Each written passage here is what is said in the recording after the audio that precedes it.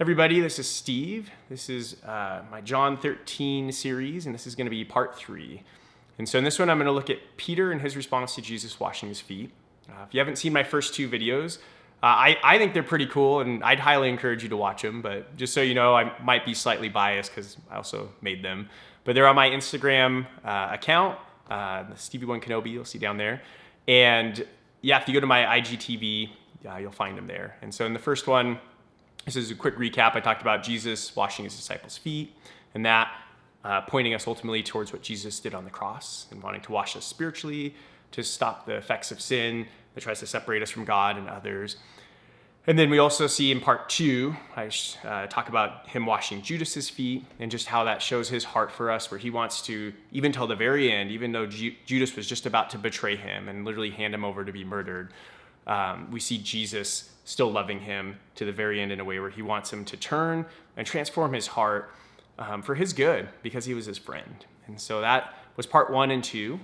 And then actually after we look at part 3, which I'm just about to jump into, I'm going to call it a side quest, and we're just going to start looking at kind of 4 components of what faith looks like. And this will set that up so you'll see kind of how I'll get there.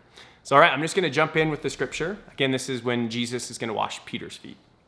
This is verse 6 of John 13. He came to Simon Peter, who said to him, "Lord, are you going to wash my feet?" Jesus replied, "You do not realize now what I'm doing, but later you will understand." And then here's a classic Peter response. "No," said Peter, "you shall never wash my feet." And so real quick pause. Peter's this very impulsive guy in the Bible is what I'd call him. He is the one that cuts off the ear of the guy when Jesus is getting arrested. He's also the one who walks out on the water boldly, pretty impulsively in some ways, some might say, to meet Jesus, and actually walks on the water with Jesus. And yeah, he's kind of this guy who just does what he first wants to do or thinks might be right. And so we see lots of times he kind of doesn't get the full picture, but he still just goes for it. And so it's kind of a classic Peter response because we see him say, "No, you're not going to wash my feet," because previously, I talked about how this would have been something that not even necessarily a servant would have been expected to do. Now, Jesus is going to do it for him. And Peter, not too long ago, proclaimed that Jesus was the Messiah, the Savior, this Christ figure that the Jews had been foreshadowing, talking about coming to save them. And he got it. He gets it now. He knows that this is who Jesus is. And so he knows the King of the universe, Lord of all, should not be washing his feet. And so his first response is no. But Jesus, after he says this, says, "Unless I wash you, you have no part with me." And this is another classic Peter response, because then he just says, "All right, then Lord." Simon Peter replied, "Not just my feet, but my hands and head as well." So he goes from saying, "Nope, you're not going to wash me." But Jesus says, "Well, if I don't wash you, you have no part with me." And Peter gets it. He wants to be with Jesus. He knows how good Jesus is. And so he says, "Whoa, if this will make it so I can't be with you, then wash all of me, please." We just see this kind of over response, which I love because I think it's such a cool part of Peter's heart. And I work with kids a lot, and just when you see kids and you're asking them to do something and you can tell it's because you care about them or want to see what's best for them, and then they respond in kind of just this exaggerated way, you're just oh, that's so cute. And I just imagine Jesus kind of seeing that, oh, he really wants to be with me. And so, he asked him, wash my hands, wash my head, because those probably would have been the only parts of him exposed if he's wearing kind of a robe, which a lot of times they wore in those times.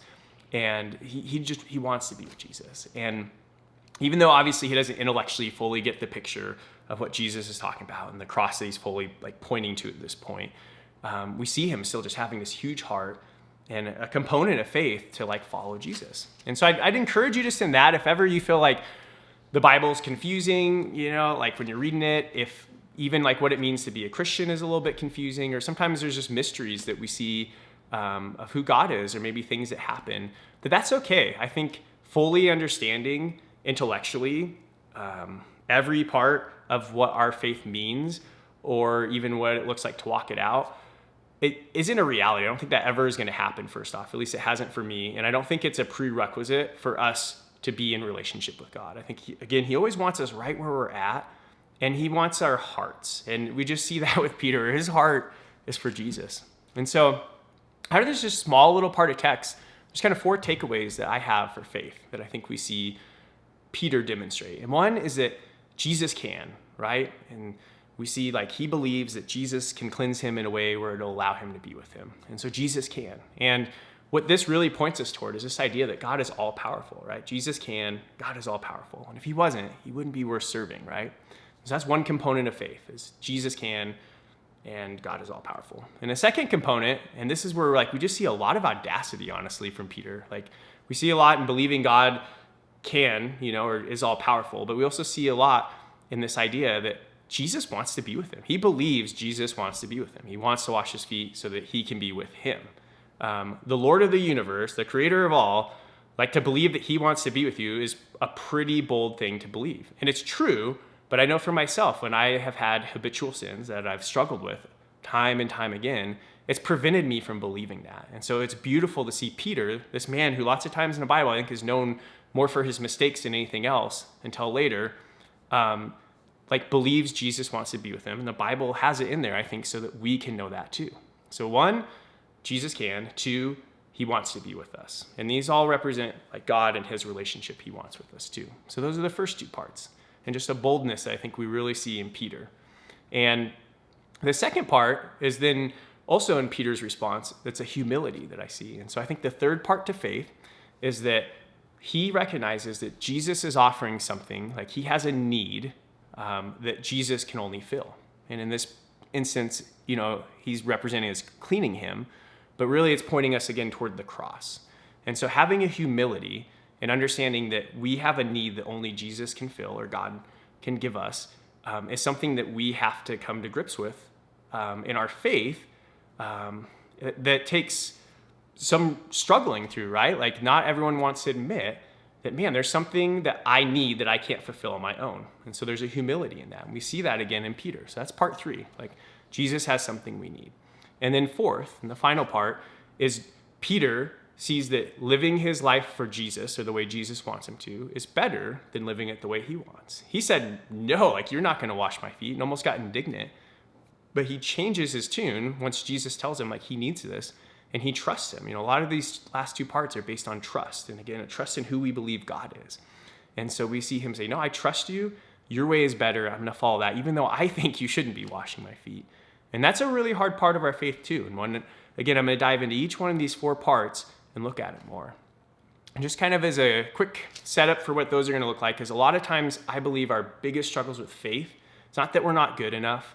It's not that we're not doing the right practices necessarily. Sometimes those can help us in our faith, but they're not what save us. Jesus is what saves us. But a lot of times it's our views of who we believe God is and how we believe God thinks about us, or even sometimes how we think about ourselves. And so that's a lot of what I'm going to dive into in these next 4 parts. And they're just going to be kind of small little videos. So yeah, that's the teaser. So is 1, Jesus can. 2, Jesus wants to be with us. 3, Jesus has something we need. And 4, his way is better than ours.